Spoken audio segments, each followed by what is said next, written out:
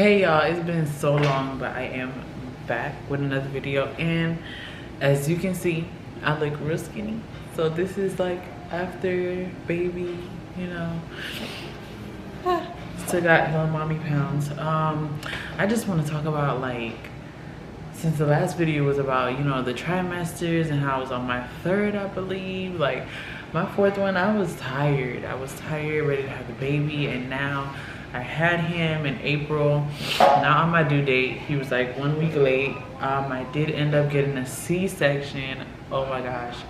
And let's talk about that C-section. So I went to the hospital on a Monday, you know, to just get tested for COVID before my induction date, and for them to do my vitals and everything. And so after all of that, my doctor was like, she was supposed to be at the hospital, admitted to the hospital today. Keep her. And I'm just looking at my boyfriend like, they're gonna keep me. It's time. It's time to have him. Oh my gosh. So, all right. And I'm just like, can I at least leave to go get my things, to go get some food? Because I know once I'm in labor, they are not going to let me eat. They were like, no, I'm sorry. In my head, I'm like, okay, but they can't keep me in here against my will. So is it I just walk out and come right back, or just stay and let Slick go get the food for me? So I'm like, okay, you know what? He go get our stuff and get the food, whatever. So now they put him in a room, and I'm just like, oh my God, it's about to get real. Mind you, it's Monday night. So then, you know, that they start inducing me. He come back, I eat like a quesadilla and some chips, whatever, had something to drink. And then that night, like 2 in the morning, 3 in the morning, that's when I started feeling the contractions. Those contractions was coming from me, coming from my life. So then, yeah, I felt the contractions like 2 or 3 in the morning, and they were just coming. Every time I'm getting up to go use the bathroom, it's like I couldn't really have a peaceful sleep at all. And little do I know, like, Sunday night was going to be my last normal sleep ever. I don't know about ever again, but ever. So yeah, Monday night, you know, I'm going through it. Monday morning, going through it, contractions. Monday afternoon, I'm like, you know what? No, I need this pain to go away. Give me epidural. The anesthesiologist came in, and she's like, okay, she's like, bend over. Y'all know, if the mommies out there that had kids, y'all know. And for the ones who are moms and about to have their baby, let me tell you. So the epidural, like, all right, take the pillow. They're gonna give you a pillow, and you gotta hunch your back like as much as you can. Like, mind you, you have a baby in front of your stomach, and they're like, keep hunching, try to poke this out. Like, I'm just like, okay, like, I'm doing the most that I can. So then the lady's asking me, she's like, oh, is it in the middle? Is it in the middle? And I'm just like, she's like, is it in the middle? I'm like, I don't know. I'm trying not to move. I'm nervous. I don't know. You should know this. Like, why are you asking me if the needle is in the middle, or if your finger is in the middle? I don't know. I don't know where it's supposed to be, ma'am. Just do what you gotta do, because I'm scared, and it's not up to me. You're supposed to be the expert, right? Anyway, so okay, she's like, oh, okay, it's all right, no problem. Boom, she put it in, and I tried to I'm just like, I'm trying to stay still. Boom. All right, so it's over. She's like, oh my God, you did great. Blah, blah, blah. And I'm like, okay. So then, you know, I stopped feeling. I'm like, okay, now I'm chilling. They let everybody come back in, which is his dad and my sister. So we just chilling, and I'm just watching TV, and I'm just laying down. But then I still was feeling something. Like, I was feeling like a tightness. I wasn't really feeling like pain, but I felt a tightness, like when he moved around. And I told the nurse that, and she was like, oh, da, da, da. Like, she didn't really say nothing. And I didn't know that when you take an epidural, you should feel nothing. So I'm like, okay, whatever. Then before, once I was like 8 centimeters dilated, I was there for a minute, and they're like, oh, hold on. So the doctor like, all right, you've been And mind you, our time was going by fast. Time was going by so fast. Like, I wasn't sitting there like, damn, this taking too long. I did not know what time it was. Yes, I had a window. I barely was looking at it because I was not trying to think about imminent pain. I'm thinking like, oh my God, I'm about to bring a child into this world. Whew. So my doctor comes in, and, or my OBGYN, but he comes in and he's like, how long she been dilated, 8 centimeters? And they said, whatever time. He's like, oh, all right, let's get her to the operation room. She had a C-section. I'm like, okay. Then they put the cap on me, not a shower cap, but y'all know what cap it is. They put the cap on me, and I'm just looking at his dad, and I'm just like, and I was telling my sister that she wouldn't be able to stay, whatever the case is. I'm like, oh my God, no. I guess it was late. It was late at that time, and I didn't know what time it was. At this point, I didn't have my phone anymore. I haven't had my phone for hours. So then we go down operation room, and you know, they lay you out, lay you down. First they told me, can you move over to the operation bed, and I moved over. Then they laid me down, put your arms out, and y'all, when I tell you I was shaking like a stripper, I was shaking. I'm like, I'm cold. My top is out. I'm like, I'm cold. But yeah, so when they started to cut, I had an anesthesiologist on top of me, or whoever he was, and I was telling him I felt that, and he was like, oh, you did? And then he started to give me more drugs, and I felt it like going down my back. Like, I felt a coolness going down my back. I'm like, whoa. So then, okay, I didn't feel it anymore. And then after doing that, yo, now that I'm thinking about it, time was going by so fast. Like, for real. Not because it's months later or whatever, but it really went by fast. Because they were like, oh, it's usually an hour, 30 minutes. That did not feel like an hour and 30 minutes for a C-section. So once I started hearing my baby cry, I was like, oh my God. I started tearing up like a big baby. I started crying because I heard his voice. And then his dad went over to him and whatnot. And I was upset because I feel like they didn't do the delayed clampsing like I asked them to. Next time, okay, any moms out there that's about to have their baby, or you had kids before, whatever the case is, if you didn't do this, make sure you have a birth plan. Give it to the hospital. Also give dad a copy so he can know that this is what needs to be done. You feel me? Because at that moment, it's like your mind is not thinking, oh wait, do this, oh wait, do that, because you're in an operation room. This was not planned. So I wasn't, it's like I didn't even say the wording that I wanted to say to my baby before when he came out. My head was not there. I was crying because I'm like, oh my God, he's here, I hear his voice. Then his dad showed him to me, and he put him against my cheek, and I'm just kissing him, giving him kisses, feeling his cheeks. It was so beautiful, so beautiful. So all right, now they took me out of the operation room. Now I'm somewhere, I don't remember where it was. I think an ICU, whatnot. Y'all, this is where Ish went left. All right, so I'm in the ICU, and I think I told the lady, like, you know, I think I need something, you know, I'm bleeding. So she come over, slip me a pad. All right, cool. Then I think I told her like I'm overflowing. I think I said that. I said I'm overflowing, and she look again, and I guess she's like, she grabs the phone right next to the wall, and she's calling a doctor, and I'm like, what's going on? Oh, I'm just gonna have a doctor take a look.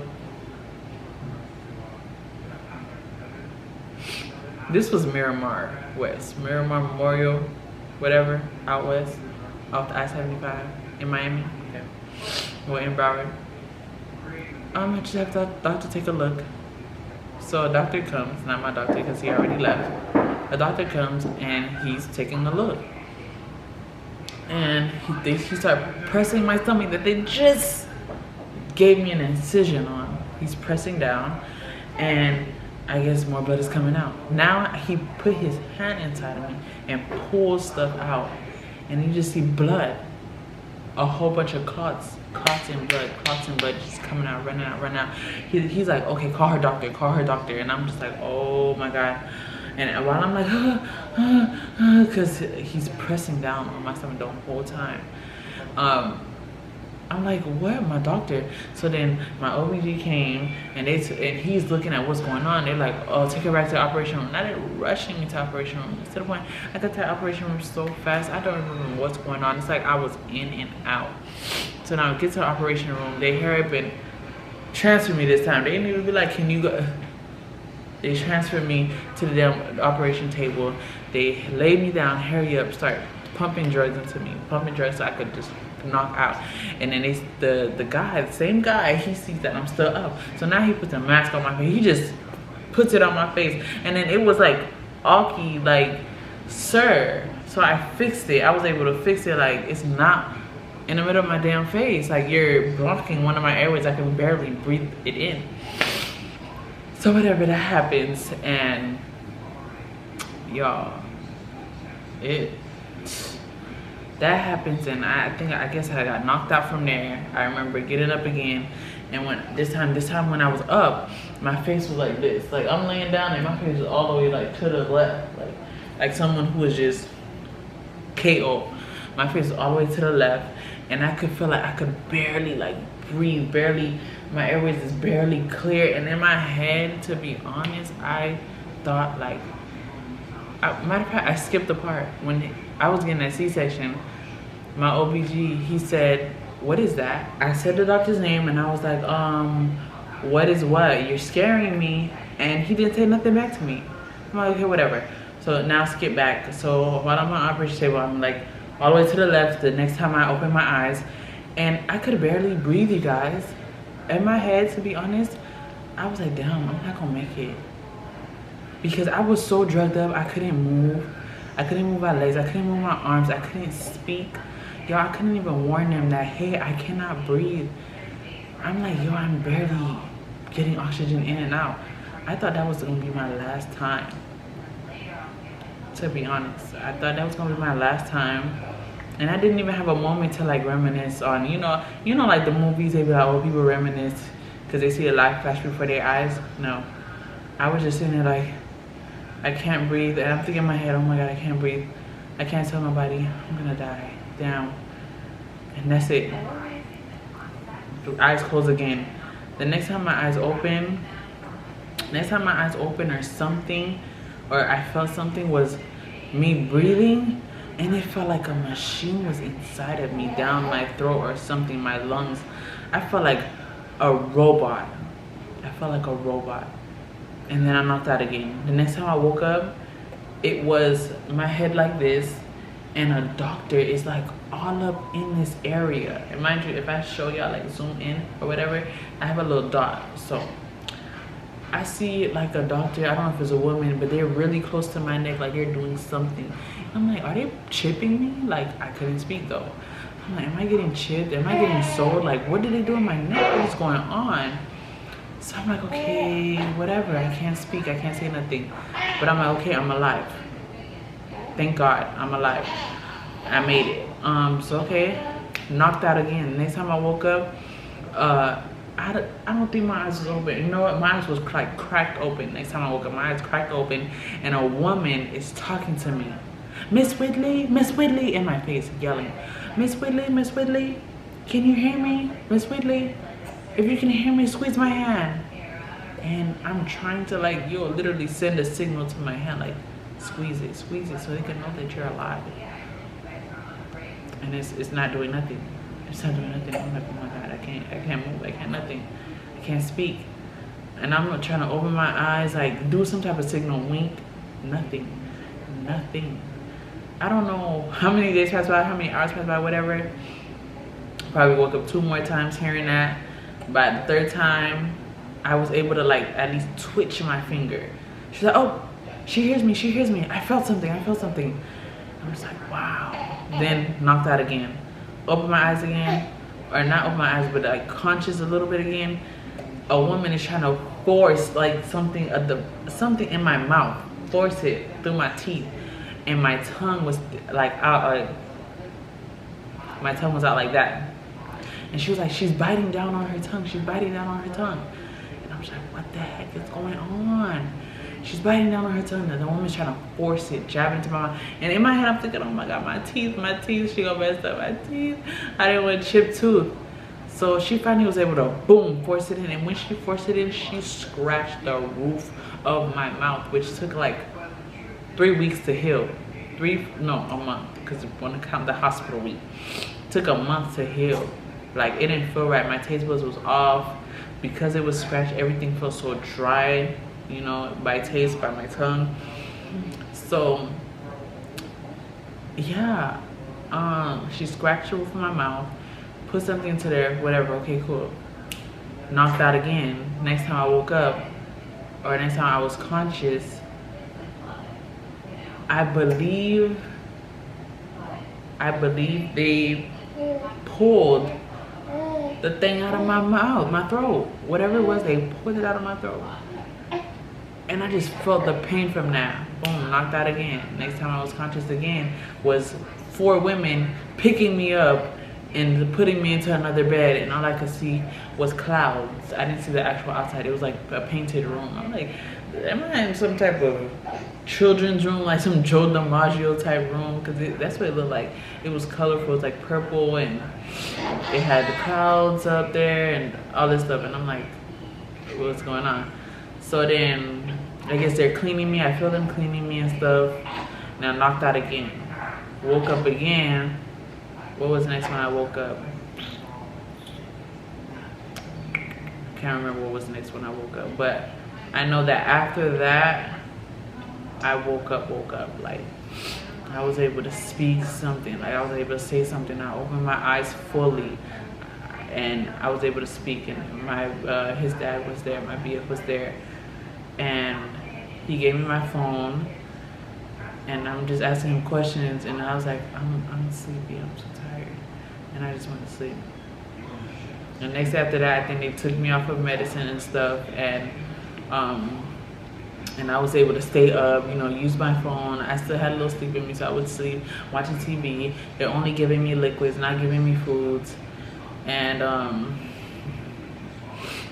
the hospital, they barely cleaned me.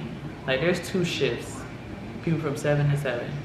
They barely cleaned me. Okay, I had to ask to be cleaned. Some people was like, oh, would you like for me to clean you? I feel like if you know this person cannot walk, cannot do anything, just clean them. Yo, I was in the hospital since Monday night. I couldn't even go shower. I was at the hospital since Monday afternoon. Monday afternoon, I was in the hospital. I didn't even get to go back home to shower to come at Tuesday in the morning like I was supposed to. So yeah. I didn't shower. I didn't get to shower. So now I'm fully awake. No, Thursday I was still drugged up. Thursday I was kind of drugged up, but I was able to speak. So now Thursday, they just, a nice nurse that I had, I wish I remember her name, she wiped me down. Okay, cool. Thursday came where they took me off of the drugs that kept me sedated or whatever, I guess. They took me off of it, so I wasn't feeling so woozy, like always sleepy. But I was thinking about my baby. I was thinking about him. I'm like, my baby been in NICU since Tuesday without his mom. Never been in his mom's hands. I was also thanking God for life, because I was on that operation bed feeling like this is it. I cannot speak. I cannot say nothing for someone to be like, for someone to check on me. The guy, I wish I knew his name. I remember how he looked, because he was not checking about me like he should have. Because that could have ended really wrong. And come to find out, you guys, I was on a ventilator. Your hemoglobin is supposed to be from 11 to 15, in between 11 and 15. Before I got to the hospital, my hemoglobin was already at 9 point something. By the time all that blood came out of me, it was at a 4 point whatever. That's bad. So they had to induce me into a coma, basically, because I didn't have enough blood to, you know, your blood has oxygen, so I couldn't do it on my own, basically. So my blood was at a 4, so they had to put me into that induced coma or whatnot, and then they had a ventilator to help me breathe. Because at first I was thinking crazy. I thought they messed up on me in the operation room, so now this is what got to happen to me. But no. It was because of that, because I wouldn't be able to do it on my own. I wouldn't be able to recover on my own and make that blood back on my own. So they had to give me a blood transfusion. And mind you, before I went to do the C-section, they gave me a paper to fill out. They gave me a paper to fill out for blood transfusion. And my mom, before I got to the hospital, she was like, oh, if they try to give you blood, don't take it. Ma'am, if I had said no, I would not be here today if I said no. Thank God I said yes. So on Friday, when I'm like, damn, I can't see him, they won't bring him to me because they won't bring babies to the ICU. I was like, okay, like, damn, it's Friday. I still haven't seen my child, and I'm seeing him through FaceTime. That sucks. So I was over here trying to work out in the room, like, you know, work out my muscles and stop being lazy. I'm like, yo, I need them to get me out of here. I need them to see that I am healthy. Take me up to the labor and delivery floor. Why would you do that? Back your butts up. Don't do that. They took me to so they could take me to the labor and delivery floor, and so I could see my baby, so I could hold him because he hasn't had his mother's touch yet. He just was on my cheek. And then the nurse, one of the nice nurses that cleaned me up, she was pushing for it. Saturday, it was just her, and she had a few patients, and she was like, you know what, you don't need me anymore. Like, they took me off of the oxygen. They was like, all right, you're back to 100%, you're breathing on your own. You're good. You just need somebody to come help you walk. And my nurse was like, you know what, I'll help you walk. People from therapy didn't come. My nurse helped me walk. On Saturday, the same day that she was trying to get me out, so we're talking about the next day now. On Saturday, when she was trying to get me out, she helped me walk, stand up. And when I stand up, yo, it was crazy. I was like, whoa, this is new. So that was my first day walking, and I was walking, and she sure did get me to labor and delivery floor, or maternity, whatever you call it. And I got to see my baby. They brought him in. I think I got there at like 5. They brought him in at like 5:30, and I was just like, I'm here. And I was able to see him. By the next day, Sunday, I was like, get me out of here. Get me out of here. Get me out of here. Get me out of here. Y'all keep waking me up. Y'all keep coming in the room. Like, these medications y'all can give me for home because I had postpartum preeclampsia. Like, get me out of here. They give me these medications, I could go home. I'm good. So they sent me home with a band, a preeclampsia band, just in case anything happened to me, because I didn't want to stay. We went home, y'all. We went home. I had my baby. Easter Sunday, we went home, which felt so good. But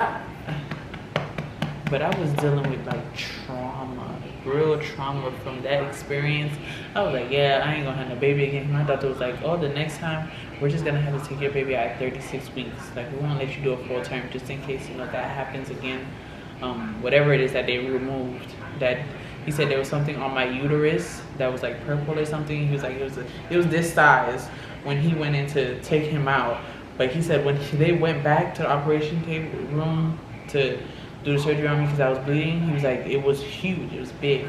And I feel like that's something they should have took a picture of and started researching to figure it out, because he said he'd never seen it in his life, and he's an old man. So if you've never seen it in your life, you should do some research just in case someone else will go through the same thing.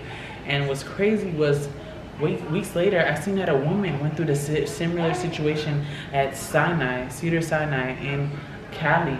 She went through the same thing, same date, same induction date. She ended up dying. And you know, that child wasn't so lucky. They had to grow up without their parent, and that husband is actually suing Cedar Sinai. And that's how I even found out about it. But it happened years ago, like 2017. But I was dealing with serious trauma. I didn't want no kids no more because I'm like, this happens to me again. What if I don't make it again? I couldn't sleep. I was just feeling all types of crazy, like all type of crazy. I just kept feeling horrible how like he was without me for those days, and you know, they were saying how babies, you know, just be in and out the NICU, like, and he's the only one still there. Whoa. Like, yeah, he's the only one still there. Like, I felt terrible. Even though I know it's out of my control. It's like the postpartum was messing with me. It really was. And I just had to shake it off. And I'm finally like kind of over it. But I don't like seeing videos of like moms in the labor and delivery floor, whatever, maternity, whatever floor, and they are showing how their child is right next to them. They just had the baby, child is right next to them. I don't like seeing videos like that. Like they're taking pictures of the first day that their baby was born. I couldn't do none of that. I do have pictures of him, but not the pictures that I would want. Like I didn't get to take any. That really that's the only thing that messes with me. Other than that, I'm just happy. Like he's here, you know, and we be chilling. We sleep together. He loves sleeping up against me, and he loves sleeping under my face with his hand in my mouth, and we having fun, dog. But yeah, that's my story, my labor story. By the time I gave birth, yeah, man. Thanks for y'all listening. Watch for my next video. Look at my baby. Look at my baby. Wait, if you guys spit, don't throw me out. Don't throw me.